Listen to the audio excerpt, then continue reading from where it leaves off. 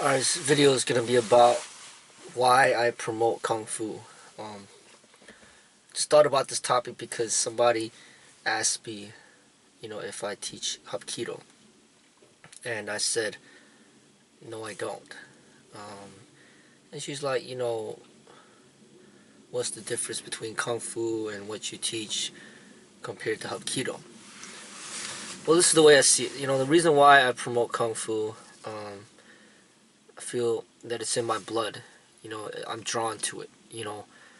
I see martial arts as a whole, but if you force me to choose, and you force me to label, then my background, my history comes from China, and I feel that the martial arts, when you learn the martial arts and you pick a certain style, you're not just learning, you know, about how to fight, but you're also learning about the history and the culture of whatever style that you choose. So, with all, you know, with everything aside, as far as like what is most effective and what is not, I don't feel that it's about that. It's about being where your heart is drawn to or towards when it comes to loyalty and commitment towards a certain culture, a certain country, and things of that nature. But you know, if we see everything as equal as far as techniques are concerned, and we just see everything as an art, then it's just like more about an appreciation for which art that you have the most. So you got China, which is where Kung Fu originated from, and that's what it's being represented by. And you got something like Hapkido and Taekwondo, which is being promoted, that originates from Korea. And then you got Aikido, which comes from Japan. Karate comes from Japan. Jiu-Jitsu comes from Japan. Um, Thai boxing, Muay Thai is coming from Thailand. You got the Filipino stick fighting, the Kali, coming from the Philippines. So you see, every style is just, being, is representing some type of culture. And of course, I'm going to want to represent, my roots. And I'm just naturally drawn to that. I mean, one of my biggest inspirations in the martial arts is Bruce Lee. But it's not just because he's Chinese. I mean? Like, Jackie Chan is Chinese too, but I'm not a big fan of Jackie Chan much. He's not really too much of an inspiration for me personally. And I've been inspired by other people as well. Tupac Shakur, for example, he's not Chinese, but I'm inspired by him. His type of music and his expression is what I'm drawn towards. As far as the martial arts expression, it's pretty much only Bruce Lee. There's other talented people out there as well. I mean, I like Jet Li as well, but Donnie Yen is another person out there. But I'm not really that into Donnie Yen either. It's mainly just Bruce Lee. I think Tony Jaa is pretty cool, but he's representing Thailand, in the Thai culture. But the thing that drew me the most to Bruce Lee was not just his movies, but his writings. And his writings, introduced me to Eastern philosophies. His writings is what sparked the inner wisdom, from within. It sparked my enlightenment. His writings. So I'm just drawn to him in that way. And in addition, there's just so many things we have in common. Him being from Hong Kong, my parents are from Hong Kong. Him being Chinese American, I'm Chinese American. Him being born in America, I'm being born in America. Him having the last name Lee, my last name's Lee. I mean? There's just so many things that I just have a strong connection with him. So I feel that part of my reason for living and doing what I'm doing is to in a way, kind of carry on his teachings, you know, unofficially. I say unofficially because, I never met him, directly. He never gave me permission to pass on his art, but I don't really need his permission as far as passing on the way, the Tao, and that's what he was pointing people towards when he was teaching. He was pointing people towards the Tao, and that's what I plan to do, is point people towards the Tao. So Bruce Lee, Tao Jeet Kune Do, Freddie Lee, Tao, Freddie's Modern Kung Fu. Um, the Tao is the way, and even Tai Chi promotes the Tao. The underlying thing about a lot of the Chinese martial arts is it's supposed to point you towards the Tao. Even Aikido is supposed to point you towards the Tao. Even Hapkido is supposed to point you to the Tao. Even Taekwondo is supposed to point you towards the Tao. So my work is to point people towards the Tao, and I just have a strong connection with his teachings. I just feel that, being born in America, growing up in America, there's a lot that I have lost as far as my original culture and my history is concerned. And I'm every day I'm trying to regather, recollect, the parts of me that have been left behind, as far as growing a greater appreciation for where I came from, and every day I'm trying to learn more, and I'm trying to grow and reconnect with my heritage and my roots. So there's already so much work for me to to go back to the to the origination of China, and to learn more about where I came from, that I don't really have time nor the desire to go anywhere else as far as other countries are concerned. I mean, I know there's a lot of beauty coming out of other countries as far as, Japan and Thailand and the Philippines and these other countries out there, but fact of the matter is, my loyalty, my loyalty and my heart goes back to China. And I love a lot of things about the culture. I love the lion dancing. I love the lion drumming. I love the martial arts and how it's more balanced. It's more of an integration of the yin yang. It's not too hard. It's not too soft. I love the philosophy of it. I love Lao Tzu, who's coming out of China. I love Confucius coming out of China. China. I love Sun Tzu, the author of The Art of War, coming out of China. Chang Tzu, which is the disciple of Lao Tzu. Lei Tzu, disciple of Lao Tzu. There's just so much coming out of China that I have just a great appreciation for. I love the food as well, the Chinese food. I love it. Even the style of dress, the traditional dressing. I love even, when they wear the martial arts uniforms from China. I really love the way it looks. I'm not a gi person. I never have been and never will be. I love how the Chinese martial arts is not about rankings and belts and stuff like that. I love the unity of the China and how they work together and they express something of great beauty. They work together in music and drumming, in dancing, in the martial arts. They work together to perform such great, amazing performances. You see the beauty, even when there was the Olympics went to Beijing, and you saw the opening ceremony and everybody working together to create something of such great beauty.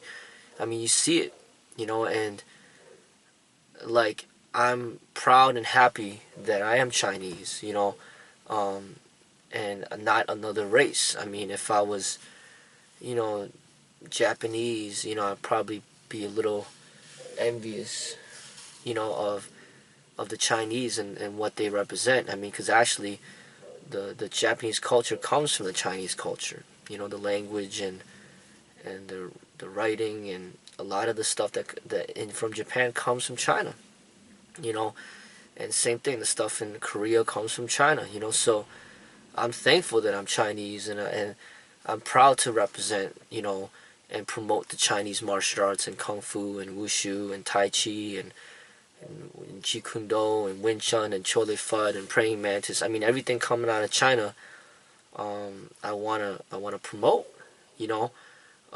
That's where my blood is. That's where my history is. And living in America,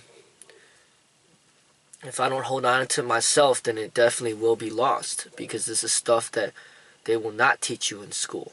No, they will not teach you in grade school. They will not teach you in high school. They will not teach you in college.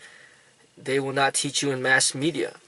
You know, um, there's nothing being taught in America about China, really. You really have to put your own energies to seek it out on your own, and then keep it alive. You know, I had to go to the library to get the Bruce Lee books to read. I had to go to the library and the bookstore to get the books on Eastern philosophy. I had to buy the books on Eastern philosophy from Amazon and eBay or whatever the case may be. I had to put that extra effort. You know, nobody, you know, in any formal educational, you know, place ever, you know, promoted those teachings to me. You know, so if I don't keep it alive, then it very much will die. You know, as far as within my own family and the people around me and the community around me, you know, and it's up to me to keep it alive. You know, and there's a lot being promoted out there.